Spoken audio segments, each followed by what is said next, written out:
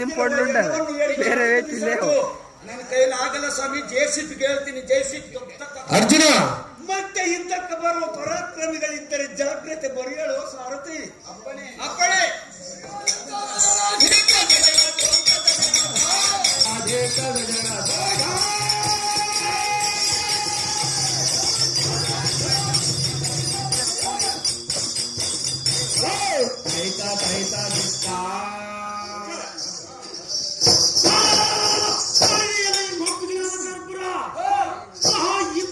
ಕೆಡವಿದನೆಂದು ಉಬ್ಬಿ ಉಬ್ಬಿ ಕೊಪ್ಪಿ ನಿಂದಿರುವ ವೀರ್ ಬೊಬ್ಬೆಯನ್ನಿಟ್ಟು ಮಹಾಬಲಿತ ಎನ್ನ ಸಮುದ್ರ ಬಂದು ನಿಂತಿರುವ ನೀಚಾತ್ಮ ಈ ಕ್ಷಣದೊಳಗೆ ನಿನ್ನನ್ನು ಹಿಡಿದು ಎಡಮುಡಿಯನ್ನು ಬಂಧಿಸಿ ಸಡಗರದಿಂದ ಎಲ್ಲ ಖಡ್ಗಕ್ಕೆ ಆಹುತಿಯನ್ನು ಕೊಡದಿದ್ದರೆ ಬಾಪುರೇ ಕಪ್ಪಿದ್ವದ ಶೌರ್ಯಶಾಸಿ ದೇವಭಕ್ತ ಇದ್ದೇನು ಸುಡಬೇಕು.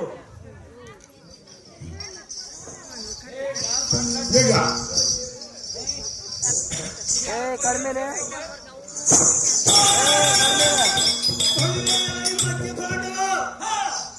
ಎಂದೋಳು ಯುದ್ಧ ಮಾಡಿ ಜಯಿಸುವುದು ನಿನ್ನ ಸ್ವಪ್ನದಲ್ಲಿ ಮರಿ. ಮುಕ್ತ ತಿಳಿಯದೆ ಅಜ್ಞಾನದಿಂದ ನನ್ನ ಕೈಯಲ್ಲಿ ಮರಣ ಬಂದ ಬೇಡ. ಕಿರುಗುಟ್ಟುವುದಕ್ಕೆ ಉರುಳು ಬೀಜವಲ್ಲ. ನಿನ್ನ ಧರ್ಮಸರ ಬಿಡುತ್ತೇನೆ. ನಿನ್ನ ಪಟ್ಟಣಕ್ಕೆ ಹೋಗಲ ಇನ್ನು ಅರಕುರಿಯೇ.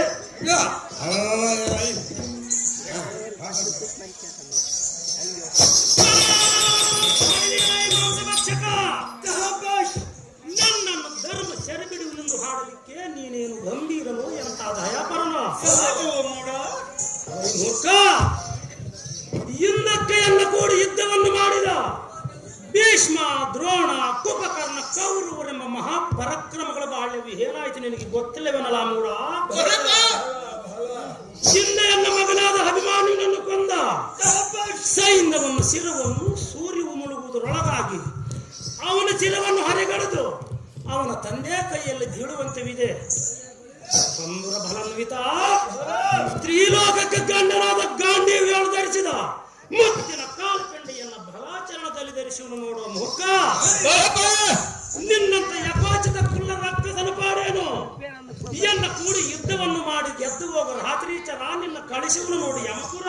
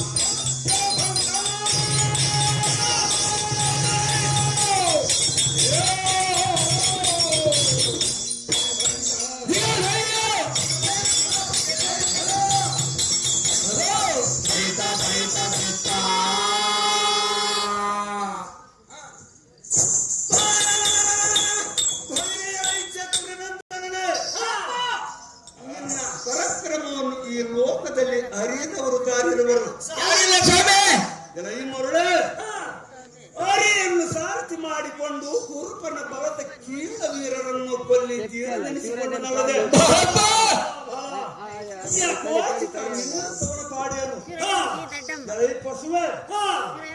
ಕೃಷ್ಣನು ಸಾರಥಿಯಾಗಿಲ್ಲದು ನೀನು ದಾರನ್ನು ಗೆದ್ದಿರುವ ಹೇಳು. ನೀನು ಬಲಭುಜ ಪರಾಕ್ರಮೆಯಾದರೆ ಬೊಬ್ಬುವಾರನ ಕೂಡ ಕೇಳಿಯನ್ನು ತೀರಿಸಿಕೊಂಡೆ. ಬರೇ ನಿನ್ನ ಒಡನನ್ನು ಉತ್ತರಿಸಬೇಡ. ಈ ಕ್ಷಣದೊಳಗೆ ನರನೇ ಪಹಮರನೇ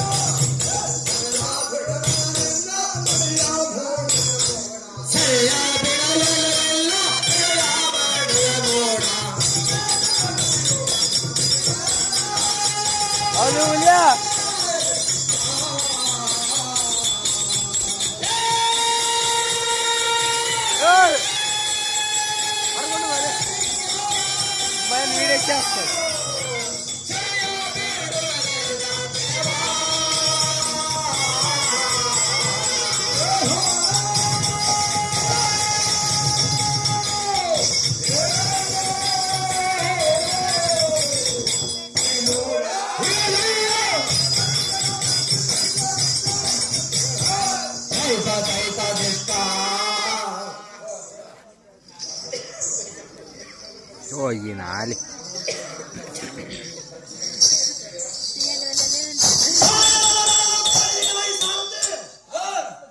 ನೋಡಿದೆಯಾ ಎನ್ನ ಪರಾಕ್ರಮ?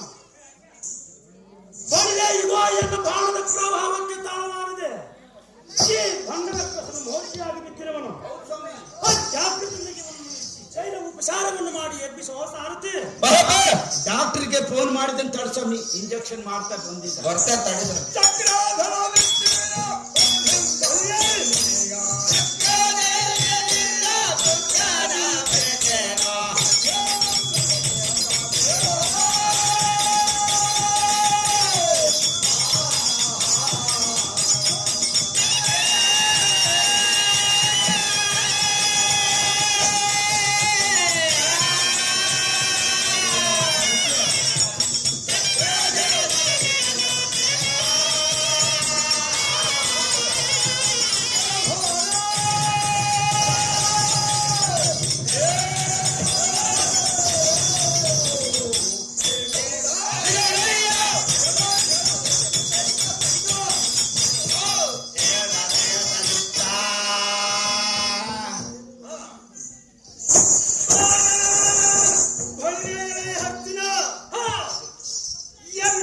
ಮೋರ್ಚಗೊಳಿಸಿದನೆಂಬ ಗರ್ವದಿಂದ ಸಂತೋಷವನ್ನು ತಾಳಿ ಬಾಯಿಗೆ ಬಂದಂತೆ ಮಗಳಿದೆಯಾ? ಹೆಂಡತಿಯನ್ನು ಇನ್ನೊಬ್ಬರಿಗೆ ಕೊಟ್ಟು ಹಂಗಿನ ಕೂಡ ತಿಂದವನು ನಾನು ನೀನು. ಶುದ್ಧವಾಗಿ ಮಗಳು ಬಂಡ ನಿಜವಾಗಿ ಮಗಳು ನಿಜ. ಪರಾಯರ ಮೂಡ ಕೈ ಬೀಸಿ ಕರೆದಂತೆ ಮೃತ್ಯು ದೇವತೆಯನ್ನು ಬರಮಾಡಿಕೊಂಡೆಯ. ಈ ಕ್ಷಣದೊಳಗೆ ನಿನ್ನ ಮಿಡಿದು ಈ ಪಟುತರ ಖಡ್ಗದಿಂದ ನಿನ್ನ ಶಿರವನ್ನು ಕಡಿದು ನಿನ್ನ ಕರುಳುಗಳನ್ನು ಕಡೆಗೆ ತೆಗೆದು ಎನ್ನ ಕೊರಳಿಗೆ ಮಾಲೆಯನ್ನು ಹಾಕಿಕೊಳ್ಳುವನು. ಉದರದಲ್ಲಿ ಬರುವ ರಕ್ತವನ್ನು ಘಟಘಟನೆ ಕುಡಿದು ಈಗ ಈ ಕುಟುಂಬೀಸೆಯನ್ನು ತಿದ್ದಿ ದೃಢತರ ನಿನ್ನ ಪ್ರಾಣವನ್ನು ಯಮಪಟ್ಟಣಕ್ಕೆ ಕಳುಹಿಸುವನು. ಗರೀಬ ನೀನು ಬದುಕುವುದೇ ದುರ್ಲಾಭ.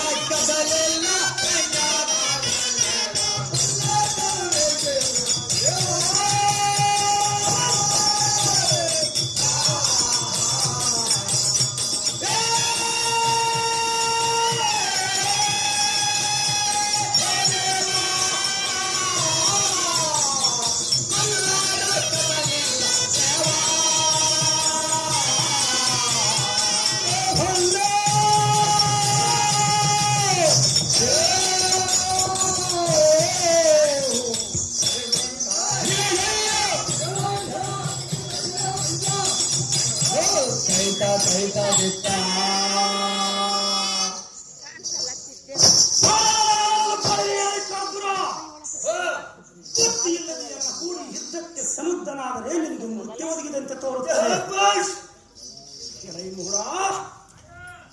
ಎನ್ನ ಕಟ್ಟಿದ ಪಂಥವನ್ನು ಕೇಳಲಿಲ್ಲವೇನು ಮೂರ್ಖ?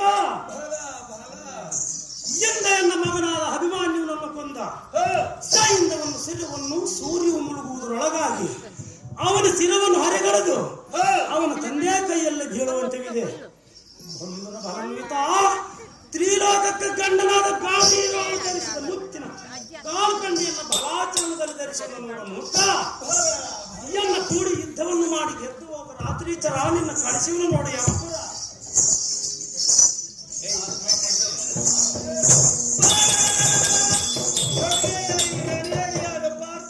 ಮೂರ್ಖ ಮನುಜ ತನ್ನ ಪೌರುಷವನ್ನು ತಾನೇ ಹೇಳಿಕೊಂಡಂತೆ ನಿನ್ನಷ್ಟಕ್ಕೆ ನೀನು ಮೂರು ಲೋಕದ ಗಂಡನೆಂದು ಕೊಂಡಾಡಿಕೊಳ್ಳುವುದಕ್ಕೆ ನಿನಗೆ ಸ್ವಲ್ಪವಾದರೂ ನಾಚಿಲ್ಲವೇ? ಭಂಡ ಈಗ ಆಡಿಕೊಂಡನೇನು ಫಲ? ಸಮರದಲ್ಲಿ ಜಯಿಸಿದಂತೆ ಆಗುತ್ತದೇನೋ ಮುಹೂರ್ತ.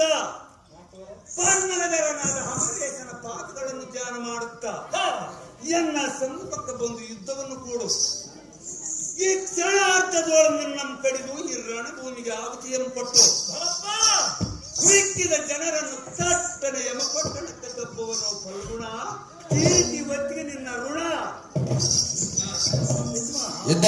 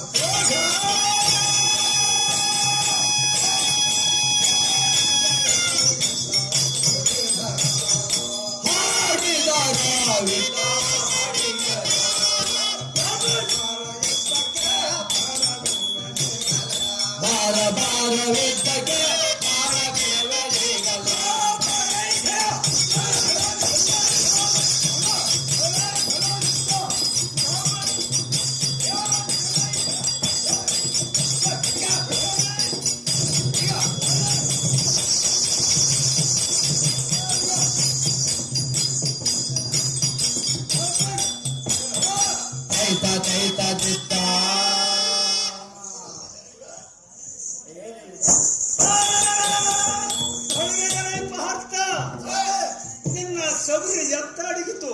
ನೋಡು ಸ್ವಾಮಿ ಹೆಂಗ್ ಬೆಟ್ಟ ಬಿದ್ದಾನೆ ಬಡಿಸ್ಕೊಂಡು ವ್ಯರ್ಥವಾಗಿ ಎನ್ನ ಕೂಡಿ ಪಂಪವನ್ನು ಮಾಡಿ ರಣದೊಳ ಬಿದ್ದ ಎಲ್ಲೋ ರಣ